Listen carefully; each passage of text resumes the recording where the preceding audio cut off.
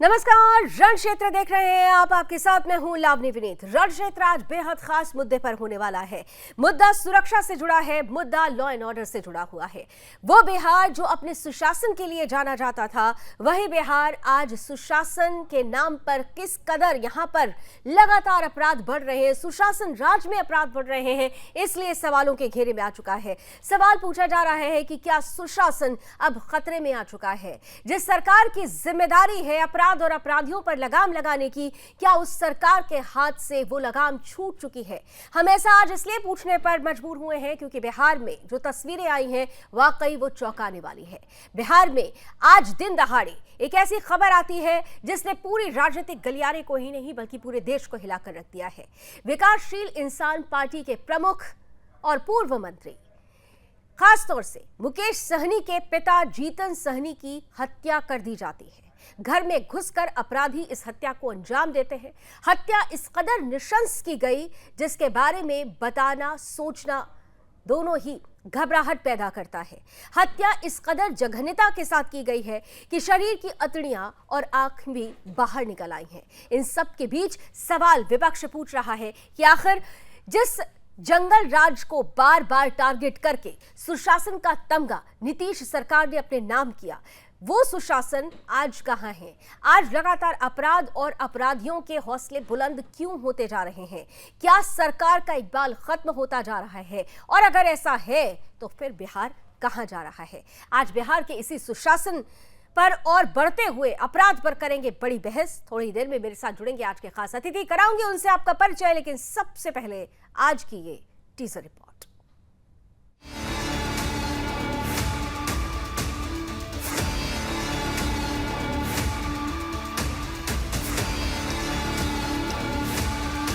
बिहार के दरभंगा में मंगलवार सुबह वीआईपी पार्टी प्रमुख मुकेश सहनी के पिता जीतन सहनी की उनके घर में ही हत्या कर दी गई। हत्या इतनी बेरहमी से की गई कि पुलिस भी हैरान है। शव शत विक्षत हालत में मिला। ग्रामीणों का कहना है कि हत्या इतनी बेरहमी से की गई है कि पेट से आंतें और चेहरे से आंखें बाहर आ गईं। अब इस मामले में एक्शन जारी है। मिल रही जानकारी के अनुसार पुलिस ने जीतन सहनी के घर के बाहर से 3 बाइकें बरामद की हैं। इसके अलावा कमरे से 3 ग्लास और कागजात बरामद किए गए।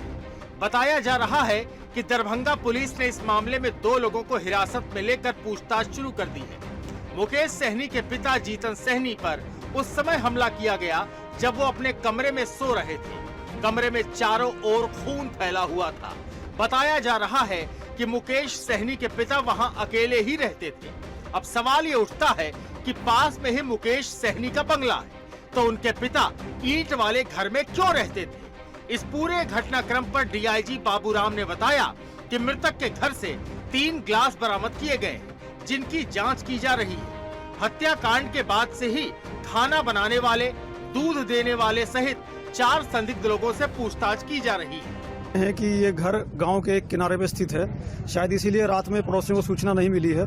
पुलिस को सुबह 7:15 बजे सूचना मिली थी, तो तमाम वरीय पदाधिकारी यहां तुरंत पहुंचे हैं। एफएसएल की टीम और डॉग स्क्वाड की टीम ने भी पहुंचकर जांच की है। एफएसएल के लोग अभी जांच अंदर कर रहे हैं और हम लोगों ने भी देखा है कई महत्वपूर्ण सुराग हम लोगों को मिले हैं। हम लोग उद्भेदन के बहुत ही नज़दीक हैं और पूरी कोशिश है कि आज ही घटना का हम लोग उद्भेदन कर दें और अपराधियों की गिरफ्तारी सुनिश्चित की जाएगी।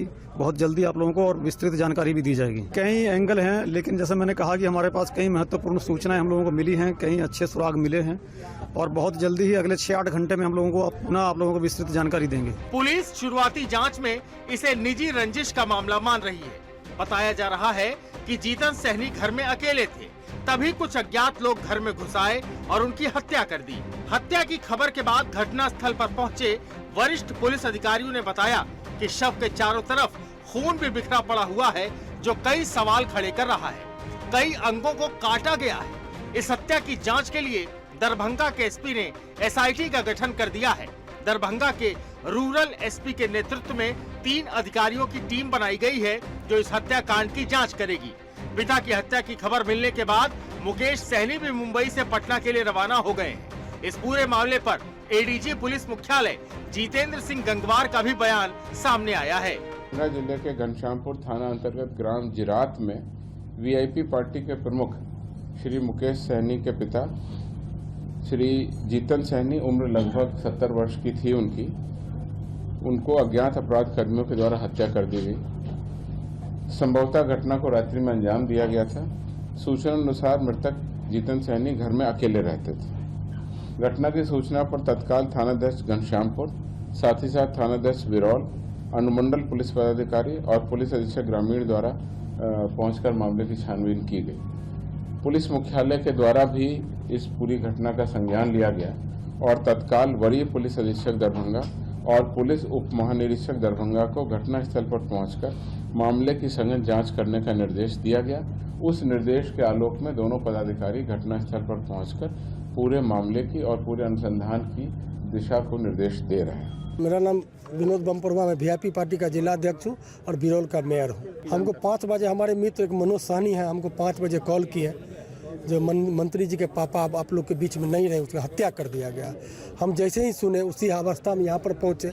सबसे पहले मंत्री जी को हम कॉल, इसके बाद हमने गए पीछे जाके, तो आगे से ताला लगा हुआ सर, आगे से कोई नहीं गया है, और पीछे से जाके उसके घर में जाके उसका पूरा पेट चीर दिया गया, अतरी को बाहर निकाल गया, उसके पूरे नीचे का पार्ट को काट दिया गया सर। इससे ज़्यादा अपराध क्या हो सकता है? निर्मम हत्या है सर। और देखने के बाद लगता है सर इतनी बड़ी रंजिश, इस तरह से हत्या किया गया सर, विश्वास नहीं होता है। और हम लोग इस बात से आपको आश्वस्त करते हैं, उसका एज लगभग 60 साल है और उतने अच्छे थे, चलने उलने में कहीं कोई कठिनाई नहीं थी उनको, और इस तरह से घेर के उसको मारा गया, उसके बंद कमरा में, उसके घर में जाके, वो पीछे के दरवाजे से सर। कारण हम लोग को देखिए सर, वहाँ एक संदूक रखा हुआ, बक्सा, कुछ पैसा वगैरह हो सकता है, वो भी नहीं था सर, वो निकाल के लगभग पोखरा में फेंक दिया गया और इसके बाद उसको मारा गया है सर। अब डीएसपी साहब और एसडीओ साहब यहाँ पर है, ऐसा की टीम आई हुई, उसको देख लेगा बक्सा में क्या कैसे, इसके बाद ही कुछ पता लगा सर, लेकिन जघन्य अपराध हुआ। बाहर था, मैं भी जस्ट पहुंचा हूं और मुझे मीडिया के माध्यम से गांव से जानकारी प्राप्त हुआ है हत्या कर दी गई है। माननीय मुख्यमंत्री नीतीश कुमार जी से भी बातचीत हुई है, गृह मंत्री श्री अमित शाह जी से भी बातचीत हुई है और आदरणीय लालू प्रसाद यादव जी से भी बातचीत हुई। तमाम हमारे जितने भी शुभचिंतक हैं, राज्य के लीडर और देश के नेता, सभी लोगों से बातचीत हुई है और सभी लोगों ने आश्वस्त किए हैं कि जो दोषी है उनको बख्शा नहीं जाएगा। मेरा तो राज्य सरकार, माननीय मुख्यमंत्री जी से आग्रह है कि इस पे खुद ही संज्ञान लेते हुए जो दोषी है उसको सजा दी जाए। अभी तो मैं खुद अभी जा रहा हूँ, आज शाम में वहाँ जाने के बाद देखता हूँ कैसे क्या है सारी चीज़। Bureau report, Sudarshan news.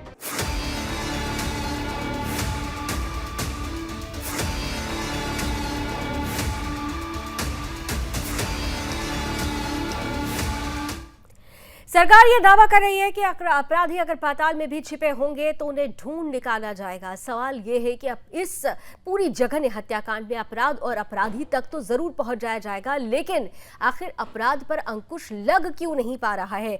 आखिर सुशासन काल में क्या हो गया है? क्यों लगातार बढ़ता जा रहा है अपराध और अपराध का ग्राफ?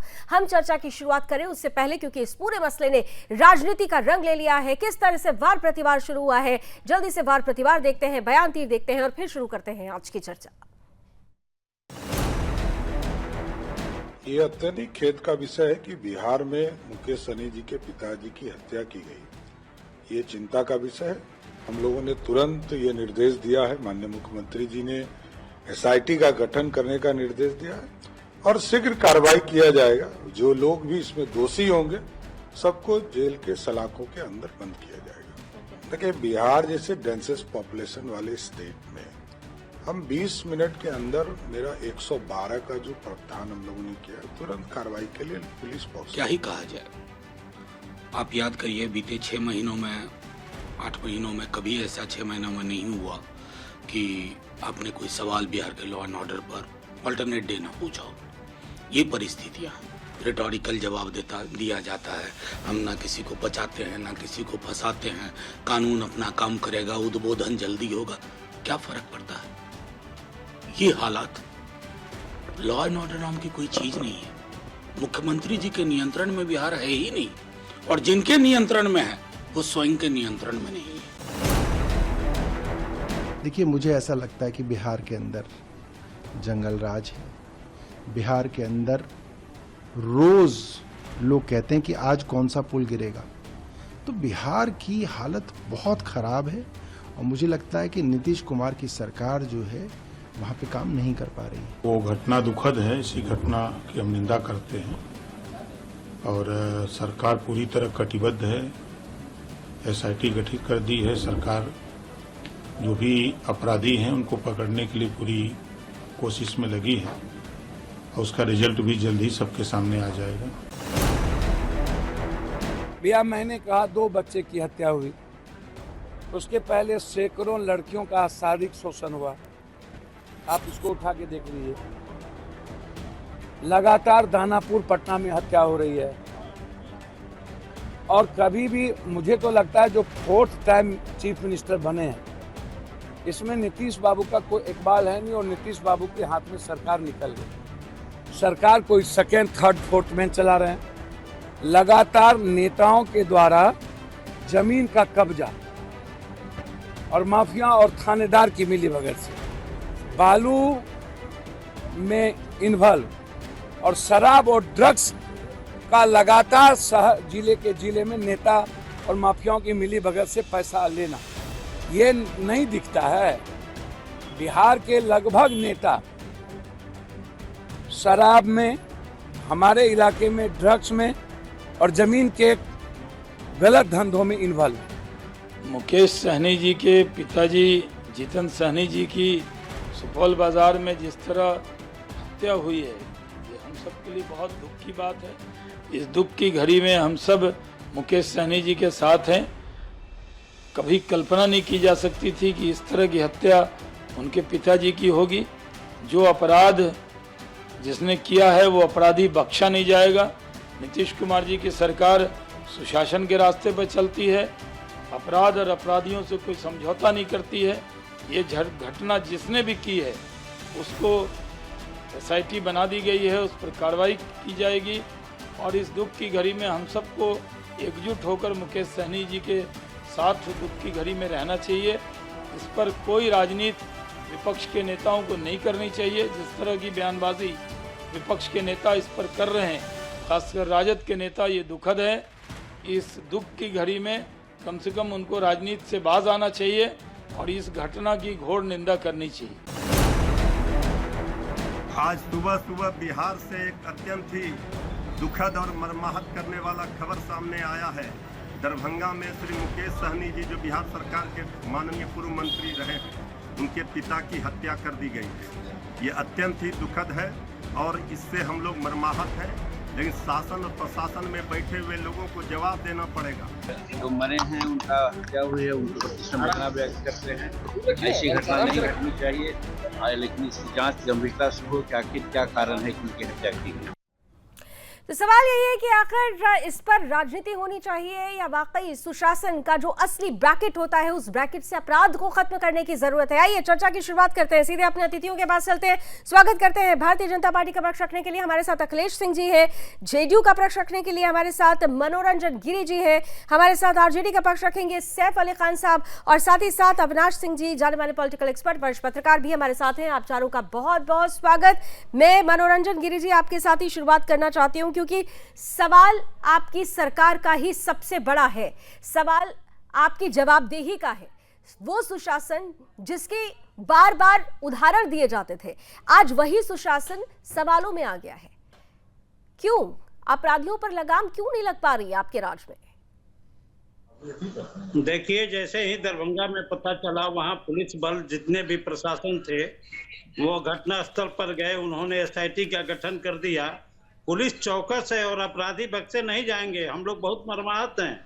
मुकेश सहनी जी के पिताजी की जो हत्या हुई है उससे पूरी पार्टी मर्माहत है। माननीय मुख्यमंत्री जी ने मुकेश सहनी जी को दूरभाष पर उन्होंने बात की और उन्होंने डीजीपी को उन्होंने आदेश किया कि अपराधी कहीं भी छिपे हों उनको तुरंत पकड़िए।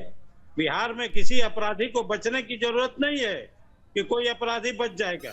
यहाँ अपराधी कितने भी बिल में छिपे हों, अपराधी को बाहर कर लिया जाएगा और पकड़ करके उनको सलाखों के अंदर भेजा जाएगा। कहाँ हो रहा है मनोरंजन जी ऐसा? देखिए, आज आपसे सवाल पूछना पड़ रहा है।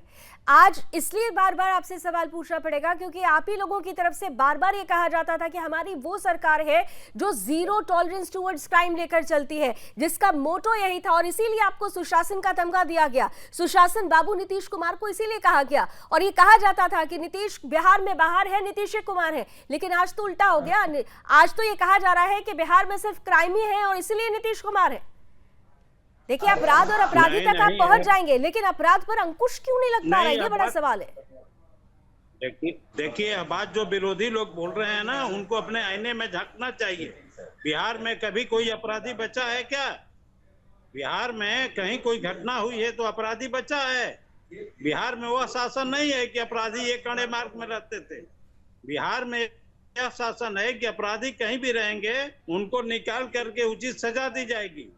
बिहार सुशासन की सरकार है, और यहाँ ऐसा नहीं होता है। घटनाएं तो घटती है, घटनाएं देश में किसी कोने में घटती है, और देश में अब यहाँ पर लाखों करोड़ों पुलिस नहीं है कि सब घर घर में पुलिस को रख दिया जाए।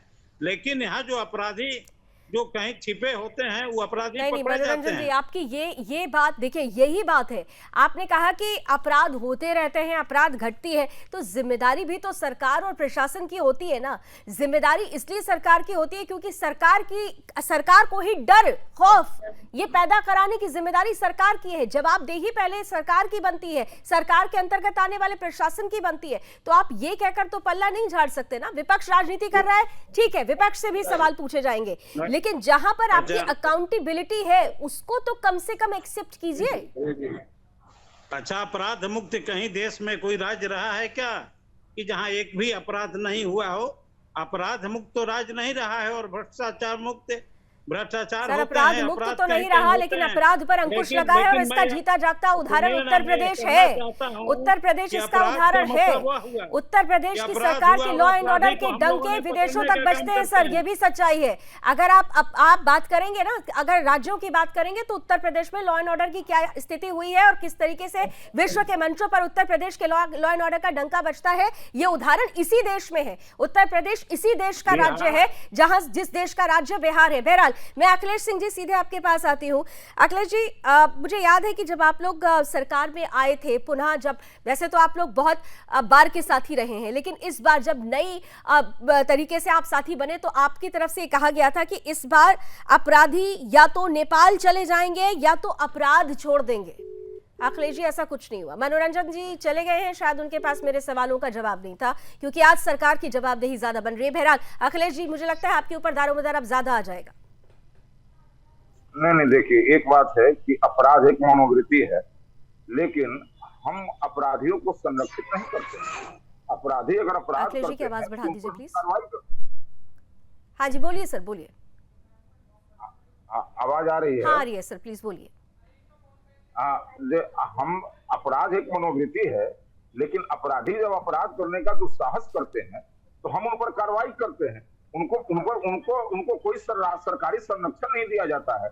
अभी तक जितने अपराध हुए हैं, जो अपराधी हैं, उनको कोई सरकारी संरक्षण दिया गया हो ऐसा कोई उदाहरण नहीं है।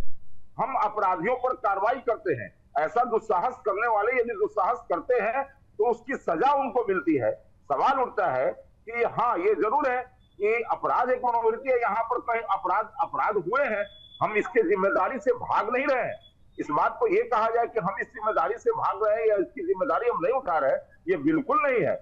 हम सरकार में है तो हमारी ये जवाबदेही है कि लॉ एंड ऑर्डर को दुरुस्त रखें, और इसके लिए हम प्रयासरत भी रहते हैं।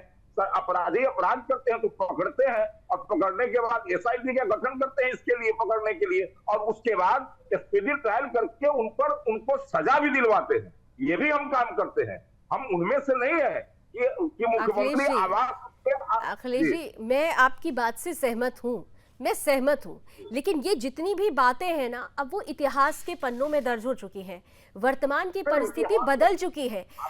अगर आपकी सरकार पर भरोसा था तो उस भरोसे के साथ बार बार जनता ने आपको चुना भी था, नंबर्स भी बढ़ रहे थे सर। लेकिन अगर परिस्थिति वर्तमान में बदल गई है तो कब तक इतिहास का डंका बजाते रहेंगे? अब तो वर्तमान में जो हालात है उस परिदृश्य में बात कीजिए ना। वर्तमान में हालात बदल चुके हैं, आपके दावे कहीं दूर दूर तक साबित नहीं होते। विपक्षियों को तो आप खुद ही मौका दे रहे हैं। इतिहास पर बिल्कुल मत जाइए। मैं आपसे एक सवाल पूछ रहा हूं कि अभी विगत दिनों में जो आपराधिक घटनाएं घटी है, क्या उनमें पुलिस कार्रवाई नहीं की है? पुलिस ने कार्रवाई की है और इस घटना में भी कार्रवाई करेगी, और ऐसा कार्रवाई करेगी कि अपराधियों का कलेजा दहल जाएगा, वो थर-थर कांपेंगे। इतना बात समझ लीजिए, आप निश्चिंत रहिए। मैं आपको कह रहा हूं कि भरोसा हम ही पर कोई कर सकता है, उन पर नहीं कर सकता है जिन लोगों ने उस बिहार के अंदर अपराध का एक नया नजीर पेश किया था दुनिया के अंदर कि कभी मुख्यमंत्री आवास से भी अपराध किया जा सकता है। सैफ अली साहब के पास जाती हूँ, जरा आरजेडी का पक्ष जान लेते हैं फिर इसी पर। सैफ अली जी, आप अगर सुन रहे हो तो आपने मनोरंजन गिरी जी को भी सुना, आ चुके हैं वो दोबारा हमारे साथ इस पैनल में, और अखिलेश सिंह जी को भी सुना। दोनों की तरफ से एक बात कही जा रही है कि देखिए, भरोसा उन्हीं पर किया जाता है जो भरोसे को कायम करने के लायक होते हैं, और जनता को विश्वास है कि इस हत्याकांड में या ऐसे जो भी अपराध हो रहे हैं, अगर उस पर कोई अंकुश लगा सकता है तो वो भारतीय जनता पार्टी और जेडीयू की ही सरकार है। तो फिर आरजेडी इस पर इतनी राजनीति क्यों कर रही है? सैफ अली साहब, सबसे पहले व्यक्तिगत रूप से मैं श्रद्धा सुमन अर्पित करना चाहता हूँ मुकेश सहनी जी के फादर, जो व्यक्तिगत रूप से मेरा जहाँ पे नानियाल है उसके बगल में ही वो सटे हुए गांव में है, और उनकी माता से भी मेरी बड़ी अच्छी ट्यूनिंग थी। कभी जब मैं छोटा था वो भी हमारे नाना की दुकान वहाँ थे, कभी कभी मैं भी उनके यहाँ तक चला जाता था।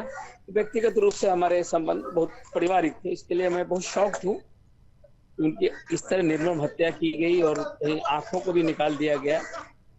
मैं वहां पे लोगों से पूछ रहा हूँ कि मैटर क्या है बताइए, वो खुल के बोलने को तैयार। मैटर ऑफ इंट्रोगेशन है, इसको इंटरफेयर आप मत कीजिए, आप कुछ मत बोलिए कहीं। लेकिन मैं जितना मर्माहित हूँ उस घटना से, शाम तक लेट नाइट प्रोग्राम भी है तो मैं वहां जाऊंगा। लेकिन कुछ लोग जो आपके बीजेपी के नेता हैं और मनोरंजन गिरी जी, अखिलेश जी, दोनों ने कहा कि अपराध मुख्यमंत्री हाउस से होता है, तो मुख्यमंत्री हाउस से 17-18 साल तक तो हमारे नीतीश कुमार जी ही बैठे हैं। उनके यहाँ से कौन से अपराधी पकड़े गए, कब अपराध हुआ? कुछ अपराधी बड़े अपराधी हैं जिनको हमारे बीजेपी के नेता, चाहे जेडीयू के नेताओं को, अनंत सिंह को पेरोल दी जाती है कि अनंत सिंह को चुनाव जिताना है, उसके लिए वो लोग बाहर लाते हैं। कभी आनंद मोहन सिंह जैसे व्यक्ति का, जो एक दलित व्यक्ति का हत्यारा है, IAS अधिकारी का हत्यारा है, उसके लिए कानून को चेंज करके उनको निकाला जाता है।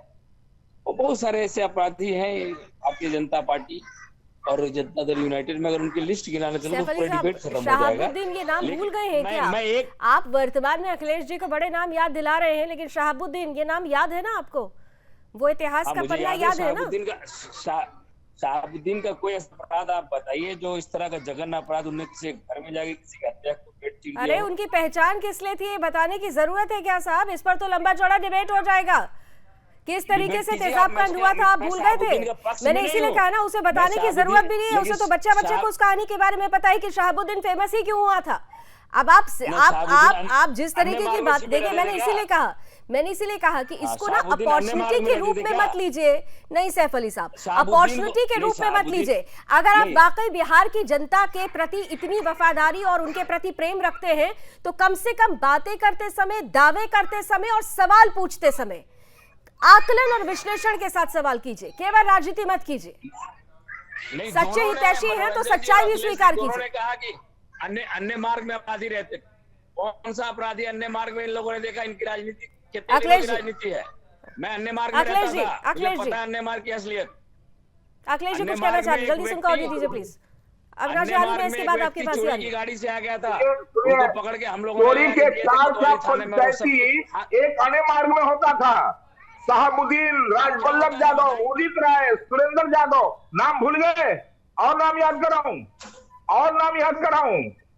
ये सारे नाम में सारों की सूची है। और आपको मैं बता रहा हूं, सुभाष यादव और साधु यादव सीएम हाउस में बैठ करके अपराधियों की पंचायती किया करते थे।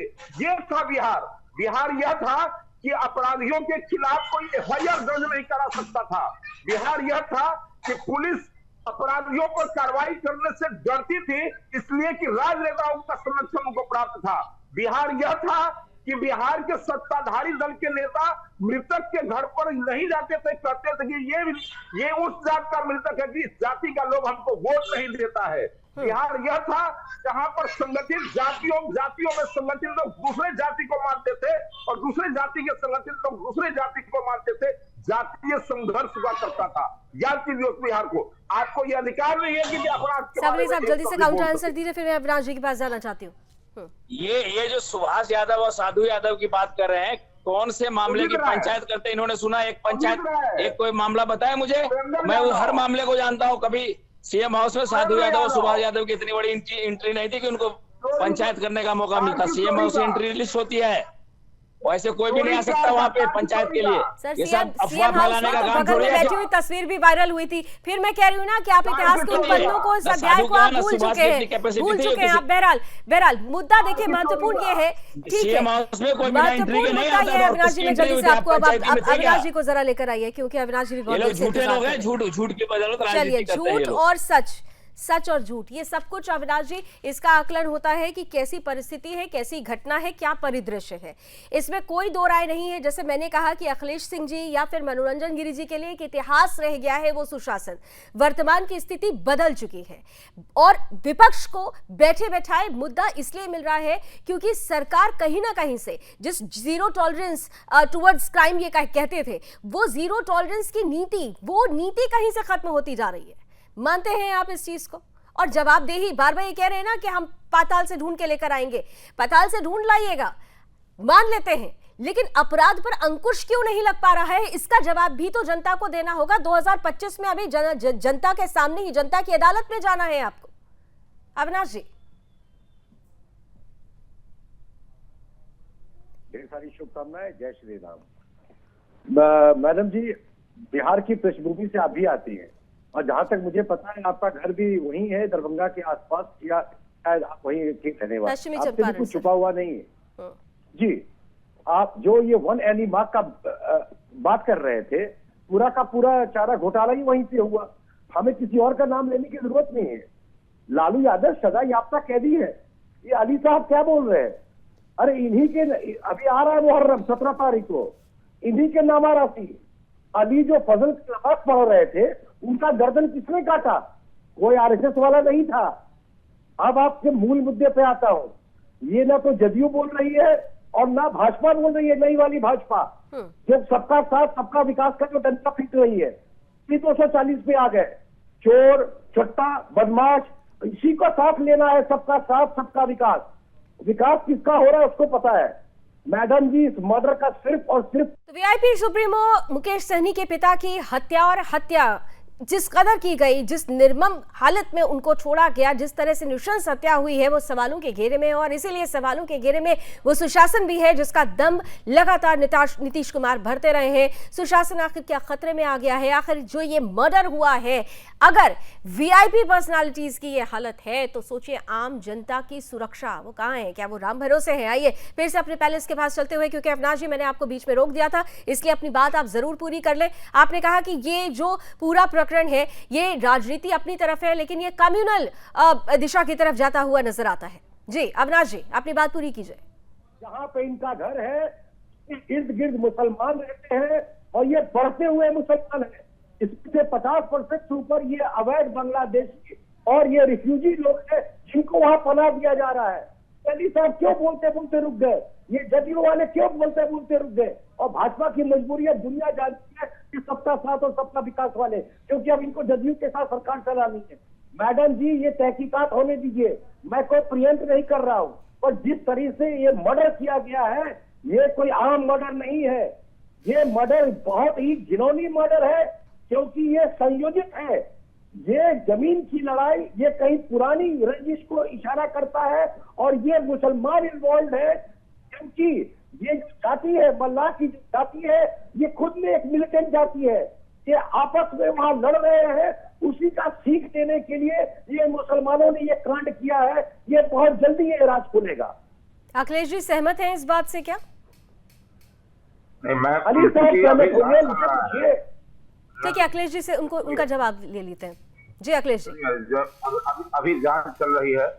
अगर जांच में आप जैसे हमारे अविनाश जी ने इस विषय को रखा है, ये एंगल हो सकता है, अब इससे इनकार नहीं किया जा सकता है, क्योंकि ये दरभंगा मॉड्यूल को सभी पूरी दुनिया जानती है और दरभंगा में जिस प्रकार से डेमोग्राफी चेंज की हो रही है, सभी सीमावर्ती इलाके में देखिए, छुरा से जब इस का क्राइम होगा, बिल्कुल हर तन से जुड़ा वाली नजर आएगी इसमें। ठीक है, आप जितने भी कन्हैया लाल का मर्डर देखिए, ठीक है अविनाश जी, उसी पर आ रहे हैं अखिलेश जी, उसी पर आ रहे हैं। मर्डर होता है इस तरह से विभक्त करने वाले ये मुसलमान के अलावा और कोई नहीं हो सकता है। ठीक है अखिलेश जी, पूरी कीजिए बात अपनी।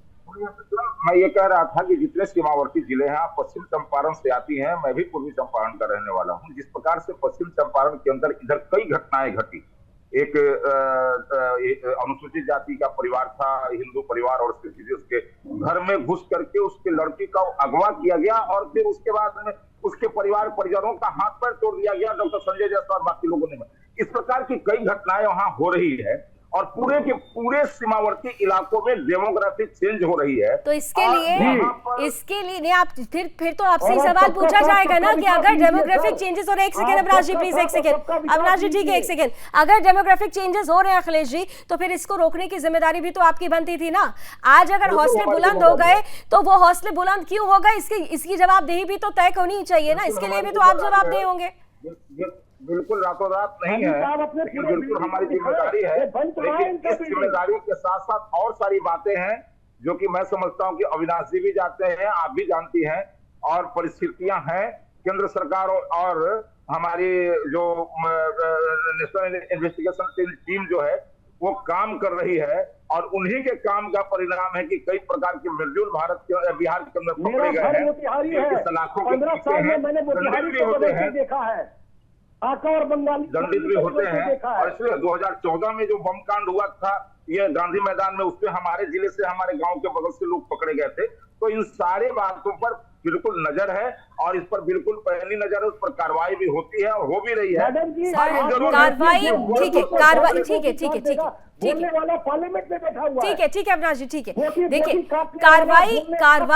कार्रवाई होती है, लेकिन कार्रवाई ठीक है अविनाश जी प्लीज, मैं समझ सकती हूँ आपकी मन की बात को, मैं समझ सकती हूँ और अखिलेश जी इसका जवाब भी दे रहे हैं। हालांकि वो एक्सेप्ट कर रहे हैं कि जवाबदेही सरकार की बनती है, लेकिन इस जवाबदेही के बीच में जो कार्रवाई करने का तरीका है, अगर मैंने इसीलिए उत्तर प्रदेश का जिक्र किया था, अगर तरीका दमदार होगा तो फिर ऐसी परिस्थितियां ही नहीं पैदा होंगी। जब आप सबका साथ, सबका विकास और सबका विश्वास का जब आप पूरी तरीके से इस चोले को ओढ़ लेते हैं तो आपको देखना होगा कि कौन विश्वास पात्र है और कौन विश्वासघाती है। ये सबका विश्वास की जो परिपाटी है वो बड़ी महीन है, इसलिए इस पर आकलन करने की जरूरत थी। सैफ अली साहब आपके पास सीधे आते हुए, अभी थोड़ी देर पहले मैं ये देख रही थी, मैं ठीक है अविनाश जी प्लीज, अब आप सैफ अली जी को आने दीजिए, आरजेडी का पक्ष रख रहे हैं वो। सैफ साहब बार बार मैं देख रही हूँ कि तेजस्वी यादव बहुत एक्टिव हो रहे हैं। Avinash ji please let me complete my question sir, please Avinash ji आने दीजिए उनको अभी अब बहस में। सैफ अली साहब, मैं लगातार तेजस्वी जी का तेजस्वी यादव का ये ट्वीट देख रही हूँ, कंटिन्यूअसली वो एक के बाद एक ट्वीट कर रहे हैं और अभी उन्होंने जो लास्ट रिसेंट ट्वीट किया है उसमें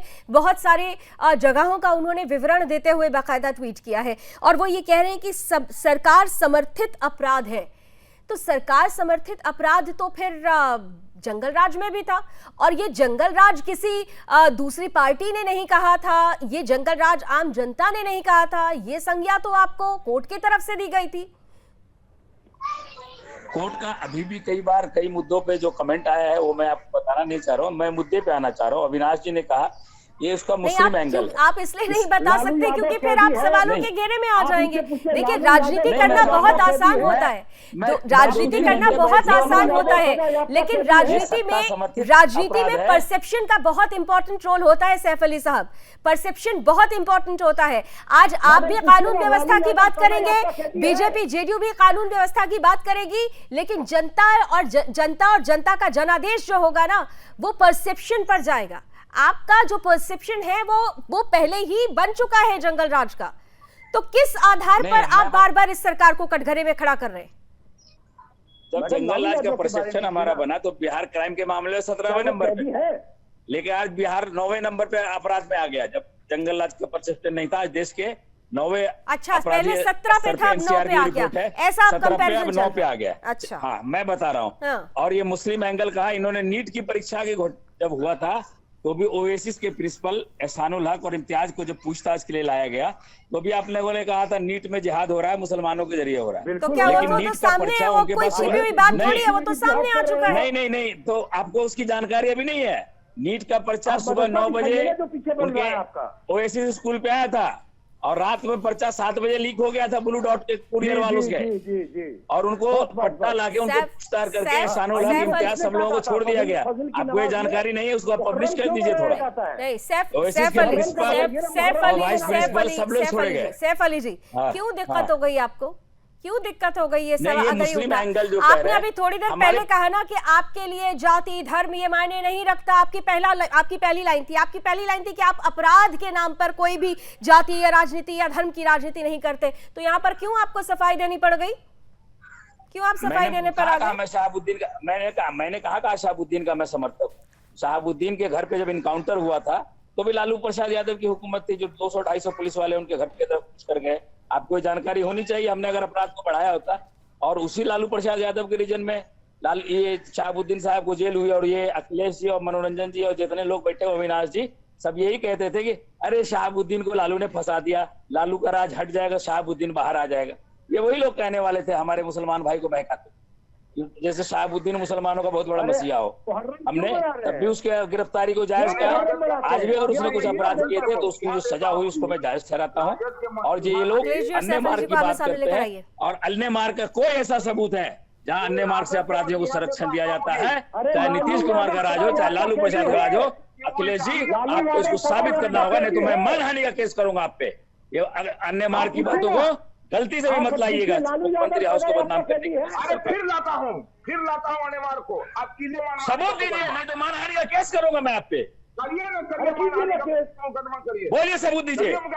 बेवजह जहाँ गरीबों की सुनवाई सीधे होती थी वहाँ अपराधियों का राजगाट, सीधे गरीबों की एंट्री होती थी, जिनके पैर में चप्पल नहीं होता तो उनकी एंट्री होती थी। आप एंट्री रजिस्टर देख लीजिए वहाँ। अखिलेश जी और सैफ अली जी को आमने सामने लेकर आइए। झूठी अफवाह फैला रहे हैं और नीट पेपर में भी जिहाद घोटाला कह दिया, जिनको 6 घंटे के अंदर पुलिस पटना लाके छोड़ देती है एहसानुल हक और इम्तियाज को, और अभी तक ये लोग अखिलेश जी बताइए, जवाब दीजिए जल्दी से। किसको छोड़ देती है? एहसानुल हक को छोड़ दिया गया। आपको पता है उसी दिन 6 घंटे के अंदर पटना लाके ओएसिस के प्रिंसिपल को इम्तियाज को, जिसमें पेपर लीक घोटाले का एक मीडिया के बड़े चैनल ने दावा किया। नीट में इन घोटालेबाजों ने जो रिजल्ट निकाला है, उस रिजल्ट में किस कम्युनिटी के लोग सबसे ज्यादा हैं ऊपर से लेकर के जरा एक बार देख लीजिए। और इसलिए ऐसे लोग देख लीजिए ना, मैंने देख लिया है, और वो लोग मैंने देख लिया, आप देख के बता दीजिए मुझे। सुनिए ना, ये ज्ञान और इतनी प्रतिभा पहले कहाँ चली गई थी? अभी ऊपर से लेकर के और नीचे तक 20% से ज्यादा लोग एक ही समुदाय के हैं। ये क्या साबित नहीं कर सकता है कि हाँ इसमें भी जिहाद हो रहा है? यही साबित करता है कि इसमें जिहाद हो रहा है। 1.5 लाख अच्छा ठीक है 1.5 लाख सीट है, ठीक है। आप लोग नीट पे हम चर्चा नहीं कर रहे, नीट का मुद्दा आप बीच में ले आए हैं, लेकिन जब अपराध और अपराधियों पर बात हो रही है तो जरा उस पर भी आ जाइए, उस पर भी आ जाइए। 1.5 लाख, अगर मुसलमान उसमें 15,000 आ गए तो बहुत ज्यादा आ गए क्या? 10% आबादी नहीं, उतनी नहीं आएगी, आना चाहिए क्या उनको? जो जगन्नाथ मिश्रा के राज में आप लोग करते थे, सब 90% ब्राह्मण आते थे, वही होना चाहिए क्या? ब्राह्मण भूमि आ रहे हो, एक सेकंड सैफ अली जी और अखिलेश सिंह जी, सैफ अली और अखिलेश सिंह जी। बैकवर्ड की चिंता आप बेगानी शादी में अब्दुल्ला दीवाना, बैकवर्ड की चिंता आपको क्यों गई? मुसलमानों की चिंता कीजिए, अलग से फिर हिंदुओं को बांटने का प्रयास मत कीजिएगा। ये पूरा का पूरा हिंदू समाज एक है। आप कभी भी में आते थे।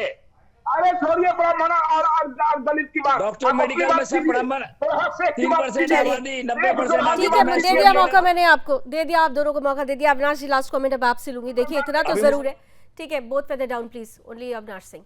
अविनाश जी, अब बहुत इंपॉर्टेंट प्रश्न आपसे कर रही हूँ। देखिए अविनाश जी, बहुत इंपॉर्टेंट प्रश्न आपसे कर रही हूँ क्योंकि आने वाला जो समय है 2025 वो बहुत इंपॉर्टेंट है। और दोनों ही आप अगर देखें तो जिस तरीके के लोकसभा इलेक्शंस में जो रिजल्ट रहे हैं, जिस तरीके की राजनीति विपक्ष करता रहा है, आरजेडी खासतौर से तेजस्वी यादव आरक्षण के मसले को लेकर या इस तरीके के मसलों को लेकर, अब 2025 में लॉ एंड ऑर्डर का मसला बहुत तेजी से आगे आएगा। और यही वजह है कि तेजस्वी यादव पूरी तरीके से एक्टिव हो गया। अभी कुछ दिन पहले आपको याद होगा 41 पूरा उन्होंने अपराधों की लिस्ट जारी की। अभी मैं लगातार ट्वीट देख रही हूं कि वो एक के बाद एक जगहों का ट्वीट कर रहे हैं। सवाल यह है कि लॉ एंड ऑर्डर के दम पर ही नीतीश कुमार लोकप्रिय हुए थे, सुशासन बाबू का तमगा मिला था, भारतीय जनता पार्टी और जेडीयू के गठबंधन को लोगों ने स्वीकारा था। लेकिन परिस्थिति अगर ऐसी बनी रहती है तो क्या 2025 में इस गठबंधन के लिए, खासतौर से एनडीए के लिए चुनौती बड़ी हो जाएगी? जल्दी से सर शार्प कमेंट। अगर जदयू के लीडरशिप में भाजपा लड़ती है तो बिल्कुल चुनौतीपूर्ण है। पर एक बात मैं बिल्कुल कह सकता हूं कि लॉ एंड ऑर्डर के नाम पे तेजस्वी वोट बिहार नहीं देगा। वो किसी और वजह से बिहार वाले धोखा खा सकते हैं, पर इस परिवार के लॉ एंड ऑर्डर को लेकर के बिहार का आखिरी व्यक्ति भी इन पे भरोसा नहीं करेगा। चलिए ठीक है, कोई दो राय नहीं है। ये कमजोर सरकार है। अब ये भाजपा के ऊपर है कि अकेले लड़ती है या कमजोर सरकार के साथ लड़ती है। ठीक है, जनता की सुरक्षा की जिम्मेदारी सरकार की होती है और सरकार की जवाबदेही भी बनती है अगर लगातार किसी राज्य में या देश में सुरक्षा खतरे में पड़ती जा रही हो। बिहार में जो परिस्थिति बन रही है वो परिस्थिति इस तरफ इशारा कर रही है कि वाकई सुशासन खतरे में आ गया है। अगर समय रहते इस पर लगाम नहीं लगाया गया तो 2025 में इसका परिणाम क्या होगा, इसका अंदाजा अभी से लगाया जा सकता है। बहुत बहुत धन्यवाद आप सभी हमारे साथ जुड़े, इस मसले पर बहुत महत्वपूर्ण प्रतिक्रिया दी। रण क्षेत्र में आज बस इतना ही। देश और दुनिया की तमाम खबरों के लिए आप जुड़े रहिए सुदर्शन न्यूज के साथ। जय हिंद।